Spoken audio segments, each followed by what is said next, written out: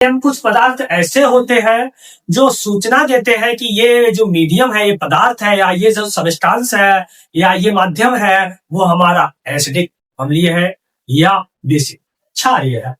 वो सारे के सारे इंडिकेटर्स होते हैं।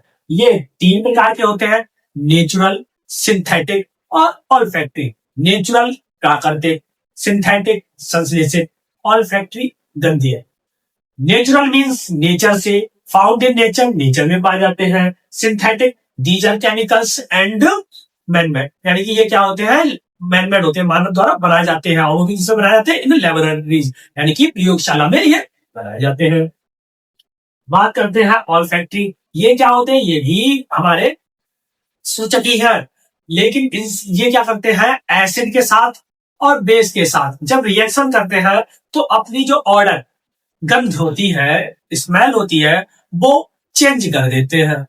वो सारे के सारे आपके गंधीय सूचक ऑल्फैक्टरी इंडिकेटर्स होते हैं। देखो लिखे भी है सभी, डिफरेंट ऑर्डर इन एसिड और बेस, विभिन्न प्रकार की इनकी गंध होती है एसिड और बेस में। अब बात करेंगे इनके एग्जाम्पल्स की। एग्जाम्पल्स नेचुरल में लिटमस पेपर, जो कि लाइकेन नामक पौधे से बनाया जाता है। रेड कैबेज, लाल पत्ता गोभी, पत्ता गोभी सामान्य रूप से होता है सब्जी, ठीक ना। उसके बाद टर्मरिक, हल्दी, ये भी क्या है, नेचर में पाई जाती है। आगे देख लीजिए, सिंथेटिक में मैथिल ऑरेंज, ये लेबोरेटरीज में बनाया जाता है। कैसे बनाया जाता है, और फिनोल थ्योरी, ये भी दोनों लेबोरेटरीज में बनाई जाती है। कैसे बनाई जाती है, ये आपके सिलेबस में नहीं है, तो आपको बताने का भी कोई अभी फायदा नहीं। बात करते हैं गंधीय ऑल्फैक्टरी, जैसे कि वेनिला। वेनिला आप लोगों ने सबने सुना होंगे, वेनिला फ्लेवर, ठीक है।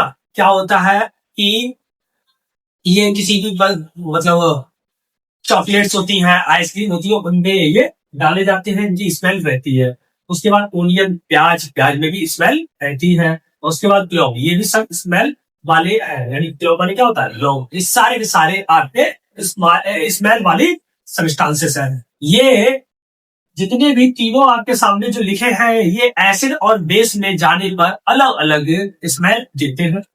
ऐसा ही सेम ये सारे के सारे करते हैं। अब ये कैसे एसिड और बेस के साथ रिएक्शन करके, या उसमें जब इनको घोला जाता है तो क्या रहता है, कैसे चेंज होते हैं, उसके लिए ये रही आपकी टेबल। ये जो टेबल दिखाई दे रही है आप लोगों के सामने, इसमें से कम आपको बोर्ड एग्जाम में एक ऑब्जेक्टिव देखने को जरूर ही जरूर मिलेगा।